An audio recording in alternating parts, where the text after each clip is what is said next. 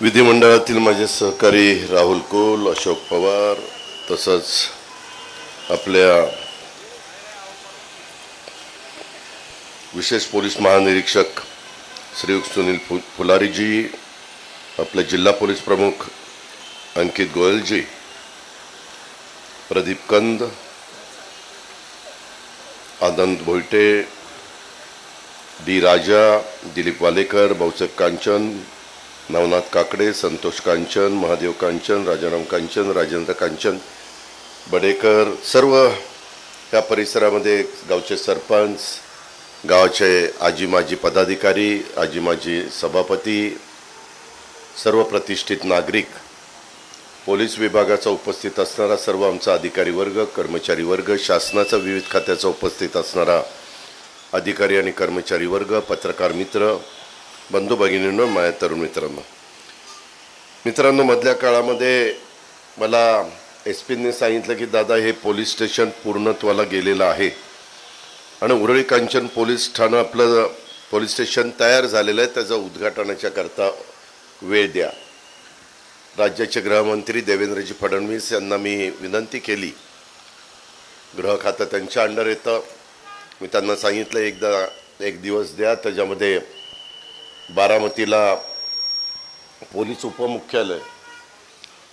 उपमुख्यालय, नंतर अजून काही ठिकाणी इमारतींची कामं झालेली आहेत.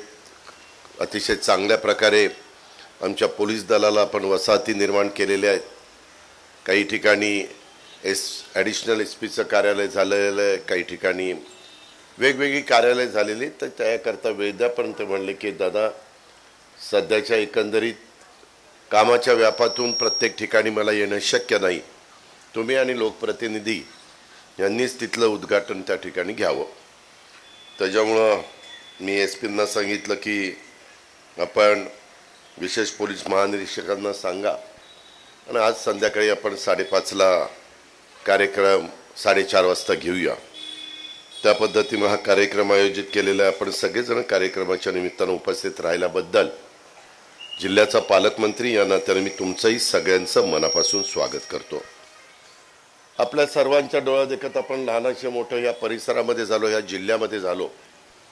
काळ कसा बदलत गेला, रहदारी कशी वाढत गेली, लोकसंख्या कशी वाढत गेली, अनेक प्रश्न वेगवेगळे निर्माण होतात. ते सोडवण्याच्या करता लोकप्रतिनिधींच्यावर जबाबदारी कशी येत गेली आणि वेगवेगळे ग्रामपंचायतीचे सदस्य, सरपंच, उपसरपंच म्हणून काम करत असताना देखील गावातल्या समस्या ह्या देखील कशा प्रकारे सोडवायच्या असे अनेक प्रश्न त्यांच्या सगळ्यांच्या समोर त्या ठिकाणी उभे राहिले. आजपर्यंत आपण अनेक प्रश्न सोडवत आलेलो आहे. खरं तर आपल्या भागामध्ये उरळी कांचन सोलापूर रोडची तसं बघितलं तर मोठी बाजारपेठ असलेलं हवेली तालुक्याचं तसं म्हटलं तर हे प्रवेशद्वार, राष्ट्रपिता महात्मा गांधी यांच्या वास्तव्याने पावन झालेली तशा प्रकारची भूमी, अशी ही इथली ओळख. माझ्या माहितीप्रमाणे 22 मार्च 1946 साली महात्मा गांधी पहिल्यांदा आपल्या उरळी कांचनमध्ये आले आणि खरं तर उरळीऐवजी ते यवतला निवड त्यांनी मुक्कामाचीसाठी करायची होती. हा त्यांचा हट्ट होता. परंतु जुनी लोक सांगतात किंवा सांगायची, आज कैलासवासी दत्तोबांना, कांचन किंवा इतर अनेक मान्यवर आज हयात नाही आहेत. परंतु आम्ही ज्यावेळेस राजकीय जीवनाला सुरुवात केली त्यावेळेस माझं बारामती लोकसभा मतदारसंघामध्ये 91 साली मी तुमच्या खासदारकीला उभा होतो. त्यावेळेस उरळी कांचनचा माझा तसा पहिला संबंध आला. अनेक दुधाचा व्यवसाय असेल, चांगल्या प्रकारच्या द्राक्षाच्या बागा असेल, उत्तम प्रकारची ऊसाची शेती असेल, त्याच्यामध्ये नंतरच्या काळामध्ये हे वेगवेगळ्या नर्सऱ्या आपल्या भागामध्ये अतिशय मोठ्या प्रमाणावर वाढलेल्या आपण सगळे पाहतो. पण त्या काळामध्ये एक हट्ट त्यांचा यवतला मुक्काम करायचा होता. तरी जुन्या पिढीतल्या गावकारभारांनी गावामध्ये त्याच वेळेस दारूबंदी व तमाशाबंदीचा निर्णय घेऊन तब्बल 8 दिवस महात्मा गांधींनी आपल्या अनुयायांसह या उरळी कांचनमध्ये मुक्कामाला ते राहिलेले होते. त्यांचा मुक्काम इथल्या दातार बंगल्यामध्ये या ठिकाणी असायचा. आणि त्यावेळेस देवीदास शेठचे पंजोबा कैलासवस्ती भक्तावरमल मारवाडी ज्यांना भन्साळी नावाने ओळखलं जातं, यांनी आपली 26 एकर जमीन महात्मा गांधीजींच्या नावाने दान केल्याचं सांगितलं जातं. आणि त्याच दरम्यान स्वर्गीय विनोबा भावे असतील, डॉक्टर मनीभाई देसाई असतील, यांचंही वास्तव ह्या माझ्या उरळी कांचन नगरीला लाभलं. आजही उरळी कांचन गावात माझ्या माहितीप्रमाणे आमचे राजेंद्र कांचन यांची डॉक्टर मनीभाई देसाई पतसंस्था असेल, अशोक टेवडे माजी आमदार त्यांची अजित नागरी पतसंस्था असेल, भन्साळी शेठची उरळी कांचन ग्रामीण पतसंस्था असेल, राजाराम कांचन यांची शरद ग्रामीण पतसंस्था असेल, अशा अनेक संस्थांचा उल्लेख आपल्याला त्या ठिकाणी करता येईल. आणि खरोखरीच या सगळ्या सहकारी मित्रांनी अतिशय चांगल्या प्रकारच्या पतसंस्था त्या ठिकाणी चालवल्यात. आणि त्याच्यामुळे या परिसरातल्या कामगार, शेतकरी, दूध उत्पादकांना वेळेत कर्ज मिळतं आणि अतिशय चांगल्या पद्धतीनं रोजगार पण मिळतो. मागं मात्र काही घटना घडल्या. मागील 2 वर्षामध्ये आपण सगळेच जण करोनासारख्या एका भयानक संकटातून गेलो आणि त्यात आपण अनेक जीवाभावाच्या सहकार्यांना मुकलो. त्याचं तुम्हाला मला मनस्वी दुःख आहे. आपल्या पोलीस दलाने उत्तम काम केलं. त्यावेळेस डॉक्टर असतील, नर्सेस असतील, पॅरामेडिकल स्टाफ असेल, स्वच्छता दूत असतील, अनेकांनी प्रचंड मेहनत घेतली. अनेकांना त्या काळामध्ये माणसांचे जीव वाचवत असताना स्वतःचा जीव गमवावा लागला. अशा प्रकारच्या पण गोष्टी घडल्या. परंतु त्यावेळेस मीच उपमुख्यमंत्री आणि अर्थमंत्री होतो आणि त्यावेळेस आम्ही काही वेगळे निर्णय घेतले. कारण समाज तर अडचणीतनं बाहेर काढला पाहिजे, त्याला त्याच्यातनं मदत झाली पाहिजे. जगामध्ये अशा प्रकारचं कधी आजार आलेला नव्हता, रोग आलेला नव्हता. सगळे घाबरून गेलेले होते आणि हवालदिल झालेले होते, लस नव्हती. अशा अनेक प्रसंगाला आपण सामोरं गेलो. परंतु त्याच्या जीवाभावाच्या सहकाऱ्यांना पण आपल्याला मुकावं लागलं. त्याचं दुःख आहे. मग त्याच्यामध्ये स्वर्गीय सुभाष पाटील कांचन असतील, तुकाराम पाटील कांचन असतील, देवीदास नाना त्या ठिकाणी असतील, अशा इतर अनेकांची आपल्याला नावं घेता येतील. अनेक सहकाऱ्यांचा उल्लेख करता येईल. आणि कधी न भरून निघणारी अशा प्रकारची हानी या परिसराची झालेली आहे. त्या सर्वांच्या प्रति मी आजच्या दिवशी संवेदना व्यक्त करतो.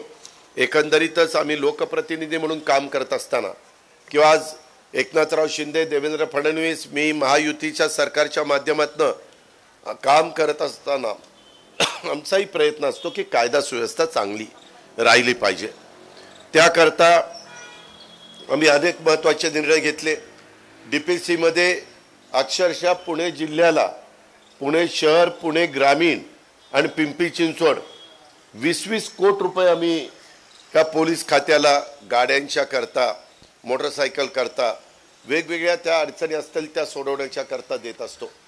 त्याच्यातून लोकांना चांगली सर्व्हिस देता यावी, एक आदरयुक्त दबदबा हे आमच्या पोलीस खात्याचा समाजामध्ये निर्माण व्हावा. प्रत्येकाला, आमच्या महिला भगिनीला उथळ माथ्यानी फिरता यावं, कधी दहशत वाटता कामा नये, कधी गुंडगिरीच्या निमित्तानं त्या भागामध्ये वेडेवाकडे प्रकार होता कामा नये, ह्या पद्धतीची काळजी देवेंद्र फडणवीस गृहमंत्री या नात्याने घेत असतात. आम्ही सगळेजण वित्त वगैरे बाकीची जबाबदारी असल्यामुळं त्या बाबतीत मंजूर करत असतो. आजच मला जरी सुट्टीचा दिवस असला तरी कॅबिनेटच्या करता फाईल आलेली होती की 50% भरती करायच्या ऐवजी 100% पोलिसांची भरती त्या बाबतीमध्ये करावी. आणि मी आत्ताच सही केली. मुख्यमंत्री आता ती सही करतील आणि कॅबिनेटला ती फाईल येईल, जेणेकरून साधारण लोकसंख्या वाढलेली आहे.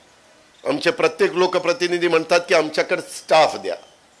बऱ्याचदा आम्ही SP शी बोलतो, आम्ही वरिष्ठांशी बोलतो, त्यावेळेस ते सांगतात की संख्या कमी आहे. बरं, भरती झाल्या लगेचच त्यांना उद्या नोकरी देता येत नाही. भरती झाल्यावर ट्रेनिंगला काही काळ जातो.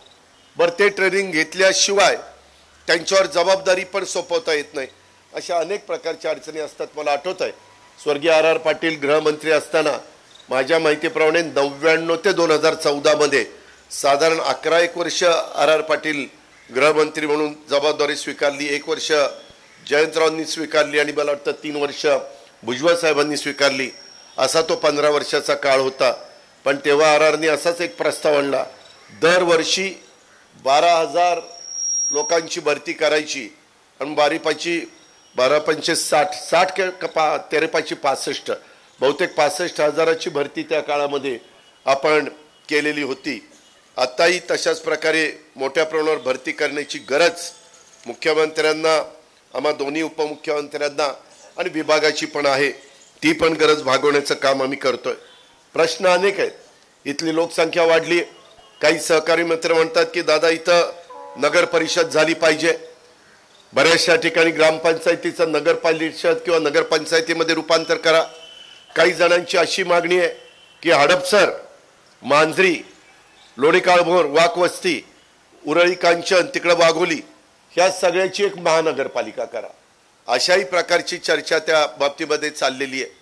साधारण आम्ही लोकप्रतिनिधी काम करत असताना लोकांना पण त्याच्यातनं दिलासा मिळावा, लोकांचे पण प्रश्न सुटावेत आणि त्याचबरोबर काही चांगले निर्णय घेता यावे। तर नगरपालिका मेट्रो पण आज मी सकाळपासून अनेक बैठका घेतल्या, अनेक ठिकाणी आम्ही चर्चा, सुट्टीचा दिवस होता तरी मी अधिकाऱ्यांना बोलवलं। आपल्याला पिंपरी चिंचवडला अतिशय चांगल्या प्रकारे पोलिसांचं सीपींचं आयुक्तालय करायचं आहे। त्याकरता जागा आम्ही बघितलेली आहे। वाकडला एक जागा आहे, त्याच्यानंतर पशुधन विभागाची जागा 100 एकर तातवड्याला यशदाला दिली, त्याच्याच जागी शेजारी अजून एक जागा। आम्हाला परेड आणि बाकीच्या सगळ्या गोष्टीला बऱ्यापैकी जागा लागती, तिथं 30-40 एकर जागा घ्यायचा आमचा प्रयत्न। माझा आणि देवेंद्रजींची चर्चा झालेली आहे। इथे SP बसलेत। मला खूप दिवस माझ्या मनामध्ये होतं, अनेक वर्ष तुमच्यामुळं मी पालकमंत्री या जिल्ह्याचा राहिलोय, उपमुख्यमंत्री म्हणून अनेकदा काम करण्याची संधी मिळाली। मी अनेक ऑफिसेस आज पुण्यामध्ये कामं हातामध्ये घेतली। आज आम्ही सहकार भवन त्याचा प्लॅन, त्याला मान्यता जवळपास दिली। यशदामध्ये काही काम आपण हातामध्ये घेतले, त्याचा प्लॅन आम्ही आज फायनल केला आहे। कामगार भवनचं काम चालू आहे, शालेय शिक्षण भवनचं काम चालू आहे, त्याच्यामध्ये वेगवेगळ्या सारथीचं काम आपल्या पुण्यामध्ये आपण चालू केलेलं आहे। प्रशासकीय इमारत येरवड्याला एक चांगल्या प्रकारचं काम, नोंदी भवनचं काम विभागीय कार्यालयाच्या समोर आपण त्या ठिकाणी चालू केलेलं आहे। अशा अनेक, मी CP कार्यालय देखील नवीन पुण्यामध्ये करण्याचा निर्णय घेतलेला आहे। त्याचाही प्लॅन मी स्वतः आणि CPंनी तिथं जाऊन जागा बघून मी 5-6 आर्किटेक्टची स्पर्धा लावलेली आहे। कुणाचा चांगला प्लॅन असेल तो आम्ही ठरवणार आहे। माझ्या माहितीप्रमाणे SPंचं एक कार्यालय मी मागे उपमुख्यमंत्री असताना मला वाटतं 65 का 85 कोटी ना, 86 करोड, 86 कोटीचा खूप चांगला प्लॅन केला।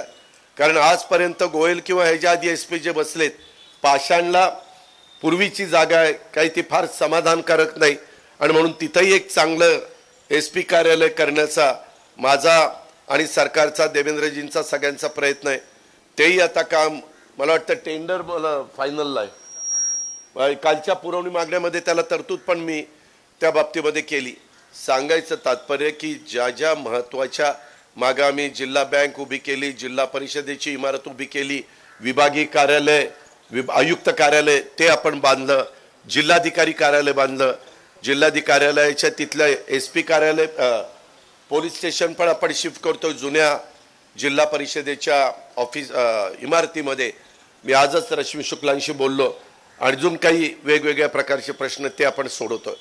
मित्रांनो, अडचणी अनेक असतात, परंतु नुसत्या अडचणी सांगत बसण्याच्या पेक्षा ज्या ज्या वेळेस संधी मिळेल त्या त्या वेळेस ते सोडवण्याच्या करता सगळ्यांनी हातभार लागला तर बदल होतो। पूर्वी पण आम्ही अनेकदा या रस्त्याने जायचो, फार ट्रॅफिक कमी असायची। आता 4 लेन झाला तरी ट्रॅफिक कमी, म्हणजे किती झालंय, रस्ता कमी पडतोय। 6 लेन करावं तर उरळी कांचनच्या बऱ्याचशा जागा त्या ताब्यामध्ये घ्याव्या लागतात। त्याच्यावर इकडनं बाहेरनं रिंग रोड करायचा आमचा सगळ्यांचा मानस आहे, कारण त्याच्याशिवाय गत्यंतर नाही। तुम्ही असंही मनात आणू नका की बाहेरनं गेल्यानंतर आमच्या बाजारपेठेवर परिणाम होईल। ज्यांना बाजारपेठेमध्ये यायचंय आणि माल खरेदी करायचा ते येणारच आहे। ज्यांना बाहेर न जायचंय, ज्यांना इथं थांबायचं नाही ते बाहेर न जातील। या पद्धतीनं आम्ही सगळेजण लोकप्रतिनिधी त्याच्यामध्ये लक्ष घालून आहोत आणि ती पण कामं गडकरी साहेबांची मदत घेऊन कशी पूर्णत्वाला नेता येतील अशा प्रकारचा प्रयत्न आमचा सगळ्यांचा चाललेला आहे. जरा ह्या नगर परिषद वगैरे करत असताना अडचणी अशा येतात, कारण लवकरच लोकसभेची निवडणूक लागेल.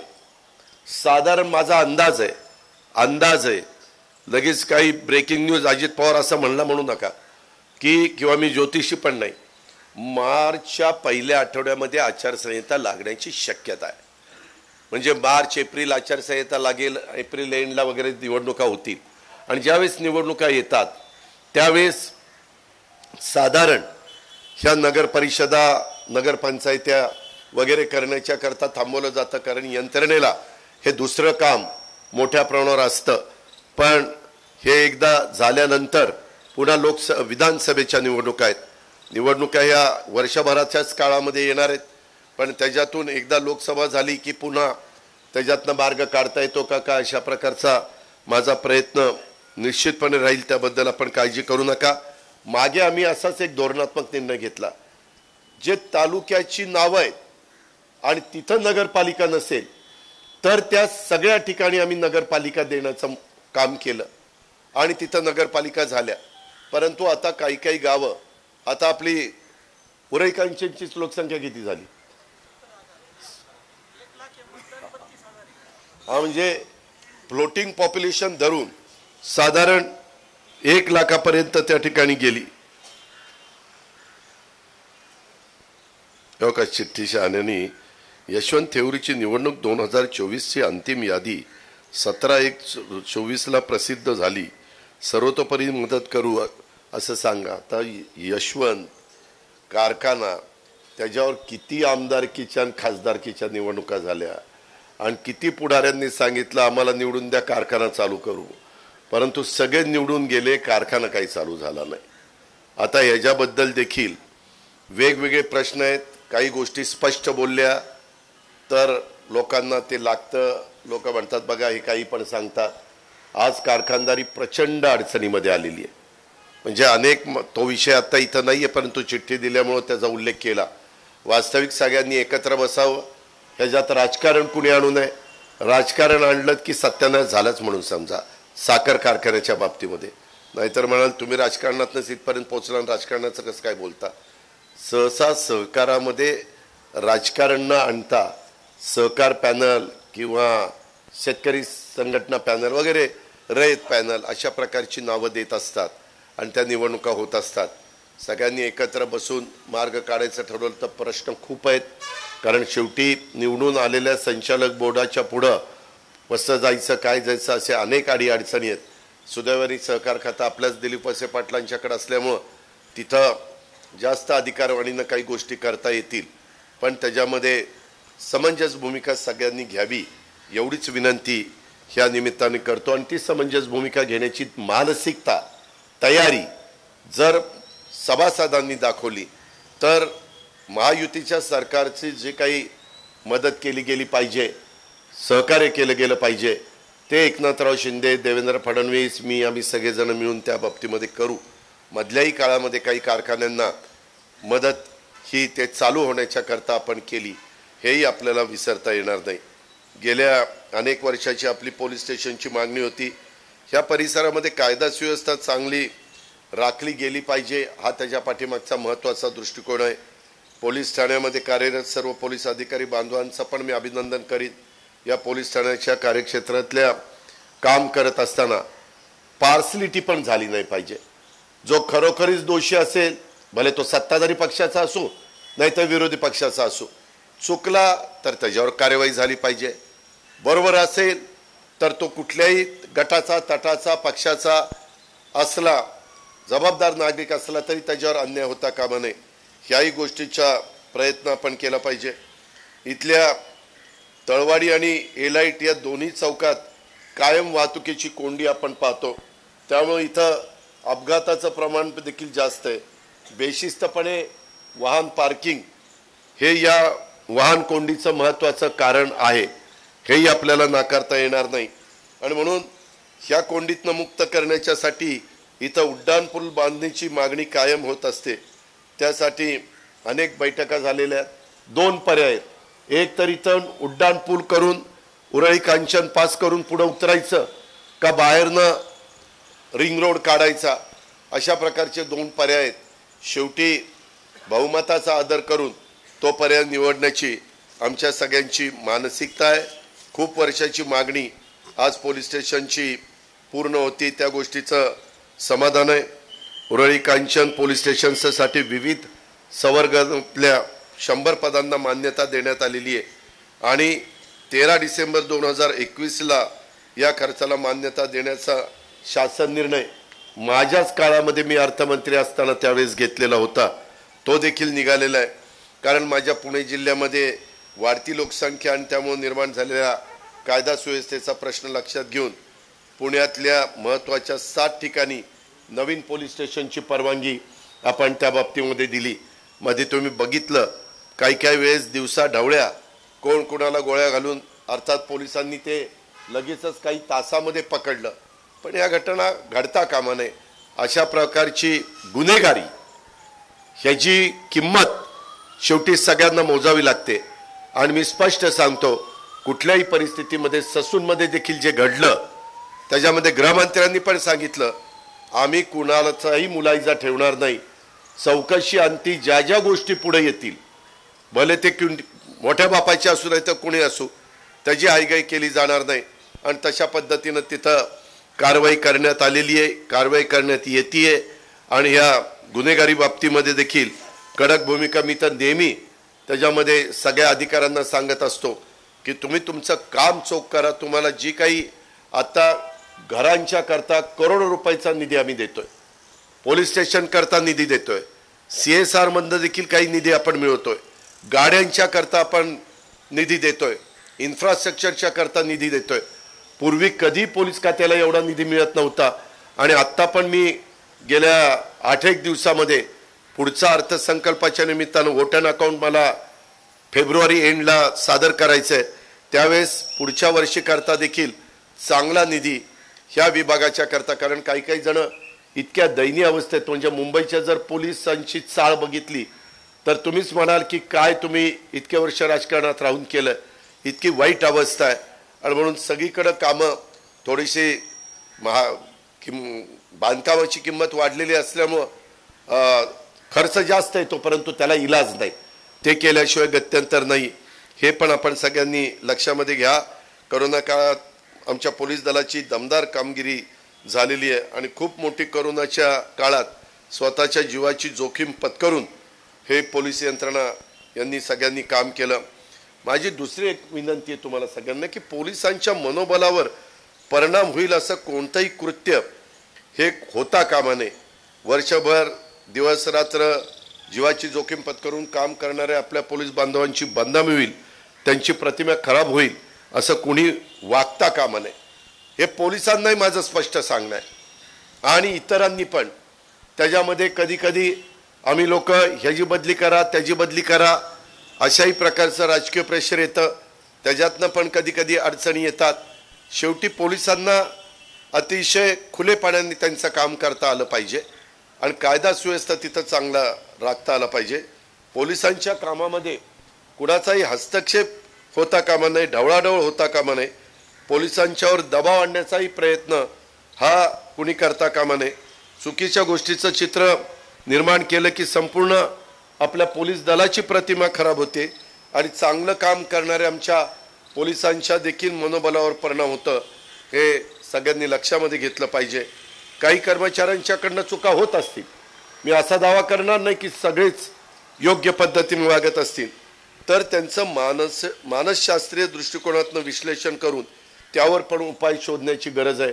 कारण आता ते बरंच आपल्याला कधी काही कळत नाही आणि एखादा कामावर असताना देखील त्याच्याकडे असलेली पिस्तूल ती स्वतःला तरी गोळी घालून घेतो किंवा कुणाला तरी त्या ठिकाणी गोळ्या झाडतो. अशाही घटना देश पातळीवर वेगवेगळ्या राज्यामध्ये घडत आहेत. त्याच्यावर त्याही बाबतीमध्ये या धक्काधक्कीच्या जीवनामध्ये प्रत्येकाच्या आयुष्यात काही गोष्टी घडत असतात आणि त्याचा परिणाम कधी ड्युटीवर पण होतो. मग तो रेव्हेन्यूच्या ड्युटीवर असो, तो इरिगेशनच्या ड्युटीवर असो किंवा आमच्या पोलीस दलाच्या ड्युटीवर असतो किंवा आणखीन कुठल्या विभागाच्या ड्युटीवर असतो. चुकलेल्या कर्मचाऱ्यांवर नुसती कारवाई करून सगळे प्रश्न सुटणार नाही. आता आमचे उपमुख्यमंत्री देवेंद्रजी पण जर काही आलं आणि चुकलेलं असेल आणि ते सिद्ध झालं तर सस्पेंड करत नाही, आता डिसमिस.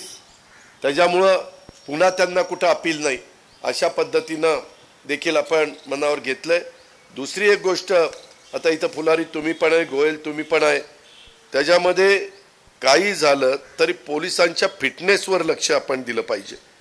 त्याच्यामध्ये एक गोष्ट, पुण्याच्या एका कार्यक्रमात तिथं बंदोबस्त असणाऱ्या एक महिला पोलीस भगिनी होती, ती इतकी छोटी होती आणि मी माझ्या नेहमीच्या स्वभावाप्रमाणे, अगं तू इतकी छोटी, कोण चोरटा आला तर तू त्याला कशी पकडणार, असं सहज म्हणलं की लगेच ब्रेकिंग न्यूज अजित पवार असं म्हणलं. अरे काय आम्ही म्हणायचं का नाही, सारखंच ब्रेकिंग ब्रेकिंग, कशाचं ब्रेकिंग. तर तिची शरीरदृष्टी एकदम बारीक होती. मी तिला म्हणलं की चोराला पकडणार कसं, जरा तब्येत चांगली कर. कदाचित आपल्याला आदिवासी समाजाच्या पण मुलींना सिलेक्शन करावं लागतं. कधी कधी त्याही मुली आपल्याला पोलीस महिलांना हाईट किती आहे, 5'3" आहे काय, नाही 5'3", अरे बाबा इंचात किती आहे, 5'2". आता 5'2" बघा एवढंच दिसते, 5'2" म्हणजे 6 फूट एखादा असला तर ते छोटं दिसतं, पण ते आहे. मी मध्ये काही वेळेस म्हणत होतो की जरा हाईट आता बघा पूर्वीच्या तुलनेत आई वडिलांच्या पेक्षा मुलींची हाईट वाढलेली आहे. त्याच्यामुळं थोडं हाईट वाढली पाहिजे. मी आरच्या वेळेस सांगतो, अरे हाईट वाढव दादा, माझीच बुटकी आणि कशाची हाईट वाढव झालं ते राहायचं. आता देवेंद्रजींची हाईट चांगली आहे, त्याच्यामुळे मी आता पुन्हा सांगणार आहे की आता जरा जास्त हाईटचे, जसे ते मिलिटरीमध्ये कशी एक एक वेगवेगळी तुमचे हे असतात, पलटण असते आणि ते एकदम व्यवस्थितपणे दिसायला पण दिसतात आणि चोख बंदोबस्त होतो. त्याच्यामुळं कमी उंचीच्या मुलींनी माझ्यावर नाराज होऊ नये, तसं तुमचं कुणाचं काही नुकसान होईल असं मी करणार नाही. परंतु एकंदरीतच मला एवढंच सांगायचं आहे, पोलिसांचा वचक असला पाहिजे. खूप नवीन नवीन गोष्टी समाजामध्ये घडतायत. गुन्हेगारांवर पोलिसांचा वचक जसा असला पाहिजे तसं उरळी कांचन परिसरातली गुन्हेगारी देखील तुम्ही सगळ्यांनी मोडून काढली पाहिजे. बांधकामाचे अनेक प्रकल्प इथं आता सुरू आहेत. पूर्वी एवढी बांधकामं आमच्या उरळी कांचनमध्ये नव्हती, त्यामुळे इथले गुन्ह्याचं स्वरूप आणि प्रकारही वेगळे आहेत. आता हा आमचा उरळी कांचनचा तसा बघितला तर सदन भाग आहे. उरळी कांचन परिसरामध्ये सगळे गुन्हे थांबले पाहिजेत. इथली गुन्हेगारी मोडून तुम्हाला बोंड्याकरता तुम्हाला हवं ते बॅकिंग देण्याची आमची सगळ्यांची तयारी आहे. सायबर गुन्ह्यांना देखील आळा घातला पाहिजे, हेही अतिशय महत्त्वाचं आहे. त्या दृष्टीनं अधिकारी आणि कर्मचाऱ्यांना सातत्याने ट्रेनिंग देणं देखील महत्त्वाचं असतं आणि त्याकरता आवश्यक त्या साधन सामुग्रीचा पुरवठा आम्ही करू, त्याहीबद्दल आपण काही काळजी करू नका. पोलिसांच्या घरांना मी मगाशी सांगितलं आम्ही प्राधान्य देतो.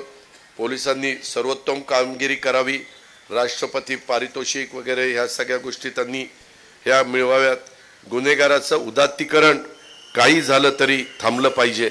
त्याच्यामध्ये अलीकडं काय झालंय, त्या सिनेमाचा देखील आपल्या समाजावर मोठा प्रभाव असतो आणि गेल्या काही वर्षामध्ये गाजलेला त्या पुष्पा सिनेमामुळं गल्लोगल्ली लुंगी घालायची, दाढी वाढवायची, हात फिरवायचा दाढीवर.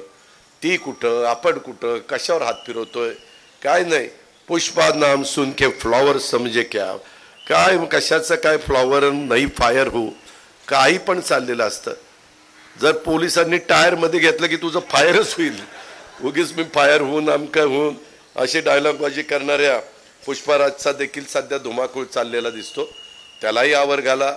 आता काही गुन्हेगारांचे तुरुंगात नेतानाचे तुरुंगातून सुटलेल्याचे वाढदिवस साजरे होतात. म्हणजे काही काही तर ते तुरुंगात आहेत आणि त्यांचा केक बाहेर कुठं कुठं पोरं गोळा होतात आणि कापतात. काय चाललंय ते. सुटल्यानंतर हे गाड्यांचा ताफा, गाड्या सगळे काय, म्हणजे कुणाचं आपण समर्थन करतोय, कशा पद्धतीनं करतोय, ह्याच्याकरता आपल्यावर जबाबदारी दिली का जनतेने? ह्याच्याकरता पोलीस खात्याची वर्दी तुम्ही घालता का?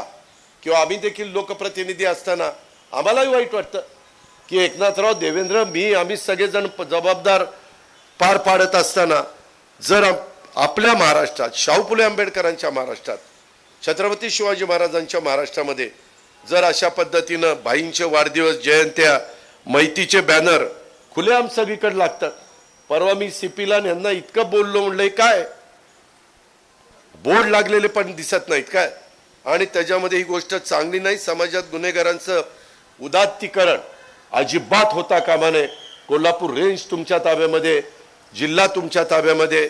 मी आता सीपी पिंपरी चिंचवड आणि पुण्याला पण सांगितलेलं आहे.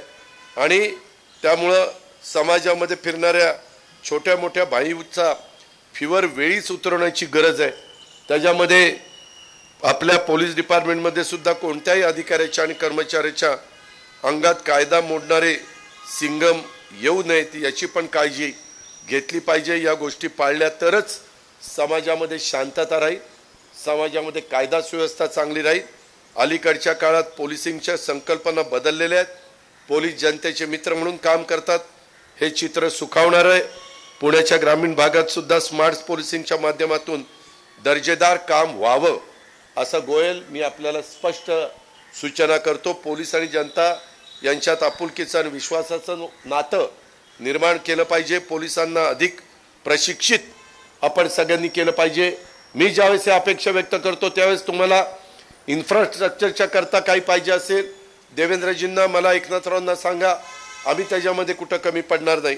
पण पोलीस दलात अत्याधुनिक तंत्रज्ञानाचा वापर करणं, कोणत्याही आपत्कालीन स्थितीत जलद प्रतिसाद देणं, पोलिसांच्या वर्तनात सकारात्मक बदल त्या ठिकाणी घडून आणणं, पोलिसांची संवेदनशील आणि विश्वासार्ह प्रतिमा ही समाजामध्ये निर्माण करणं, गुन्ह्याच्या तपासात वेग आणि अचूकता त्याच्यामध्ये आणणं, पोलीस स्टेशनमध्ये अभिलेखांची योग्य देखभाल आणि वर्गीकरण करणं, वाहतुकीचे योग्य नियमन त्या ठिकाणी करणं, पोलीस अधिकारी आणि कर्मचाऱ्यांनी यांना वेळोवेळी अद्ययावत प्रशिक्षण देणं, पोलीस स्टेशनच्या पायाभूत सुविधेमध्ये वाढ करणं.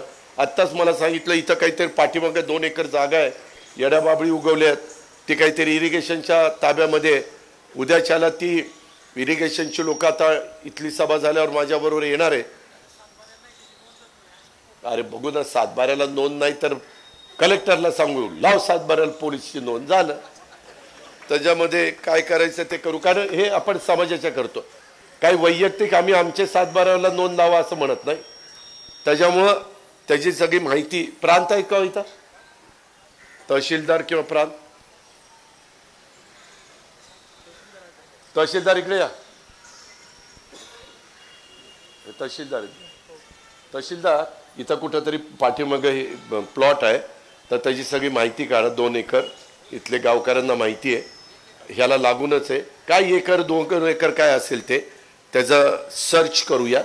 ती जागा जलसंपदाची असेल तर जलसंपदा पण देवेंद्रजींच्याकडं, पोलीस पण त्यांच्याकडेच आहे. त्याच्यावर ते ट्रान्सफर करायला फार आपल्याला अडचण येईल असातला भाग नाही. काही बाबतीत अडचण आली तर लीजवर, आता सरकारने ठरवलं इथून पुढे 90 वर्षाच्या लीजवर द्यायची, ती आपण घेऊ. परंतु आपल्याला फ्युचरच्या दृष्टिकोनातनं उरळी कंचनला चांगलं पोलीस स्टेशन बांधून द्यावं लागेल, सगळ्या सुविधा तिथं द्याव्या लागतील. तर ती 1 एकर जागा ही आपल्याला पोलिसांना द्यायची, उरळी पोलीस स्टेशनला द्यायची. त्याकरता मी पुढच्या ट्रिपला पुण्यामध्ये येईल, त्यावेळेस सगळं रेकॉर्ड काढून मला प्रांताला घेऊन, कलेक्टरला घेऊन, कलेक्टर तर तिथं असतातच, भेटा आणि ते काम आपण मार्गी लावू. परंतु त्याच्यात कुठली अडचण येऊन देऊ नका, हे मला स्पष्ट तुम्हाला सांगायचं आहे. एकंदरीतच पोलीस मित्र समिती, ग्राम सुरक्षा दल, महिला सुरक्षा समिती, पोलीस स्टेशन 100, पोलीस बीट 100 यांना बळकटी देणं, हेही काम आपल्याला करावं लागेल. पोलीस पाटलांशी संवाद नेटवर्क वाढवावं लागेल. ग्रामीण भागात सुरक्षिततेसाठी लोकसहभागातून CCTV कॅमेरे बसवायचं जर शक्य असेल तर तेही बसवता येईल, किंवा आम्ही DPC मधनं देखील बऱ्यापैकी निधी आम्ही द्यायचं ठरवलंय. मला वाटतं 5% आता पोलिसांना आम्ही निधी देतो. म्हणजे यंदा जर माझा बजेट DPCचा 1000 कोटी असेल तर 50 कोटी आम्ही तुम्हाला देऊ शकतो. 3%, ठीक आहे, 30 कोटी. ते 30 कोटी कमी पडले तर बाकीचे बजेटमधनं देऊ, पण तुमची आम्ही अडचण होऊन देणार नाही. त्याच्यामध्ये सायबर गुन्हे आणि इतर गुन्ह्याच्या तपासात अद्ययावत तंत्रज्ञानाचा वापर करा. स्मार्ट पोलिसिंगच्या माध्यमातून पोलीस स्टेशनचे मानांकन निश्चित त्या ठिकाणी करा. अशा गोष्टी जर तुम्ही लोकांनी केल्या तर मला वाटतं अकोला पोलिसांनी देखील याच दिशेने काम केल्याचं ते निश्चितच जिल्ह्याच्या पोलीस दलाची क्षमता वाढवण्यास आणि कायदा सुव्यवस्था बळकट करण्यास उपयोगी ठरू शकेल. अशा पद्धतीनं मला वाटतं पुणे पोलिसांनी सुद्धा देखील त्याच दिशेने काम केल्यास निश्चित पोलीस दलाची क्षमता वाढण्याच्या करता आणि कायदा सुव्यवस्था बळकट होण्याच्या करता मदत झाल्याशिवाय राहणार नाही. ज्यांनी आजपर्यंत उरळी कांचन पोलीस ठाण्याच्या उभारणीसाठी पाठपुरावा केला, पूर्णत्वासाठी सहकार्य केलं, अशा सर्व लोकप्रतिनिधींचं, अधिकाऱ्यांचं, प्रशासनाचं मी अभिनंदन करतो, कार्यकर्त्यांचं अभिनंदन करतो. कारण अनेकदा अशा प्रकारच्या मागण्या येत होत्या.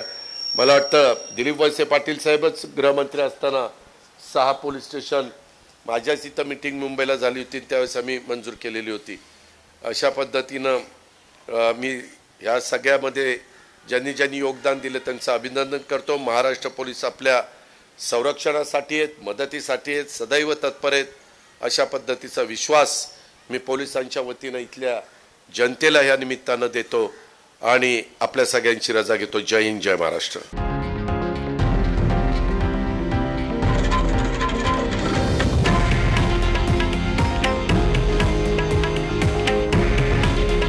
हे आहे देशातील नंबर 1 न्यूज नेटवर्क आणि आपण पाहत आहात TV9 मराठी. काळजी तुमची, हित महाराष्ट्राचं.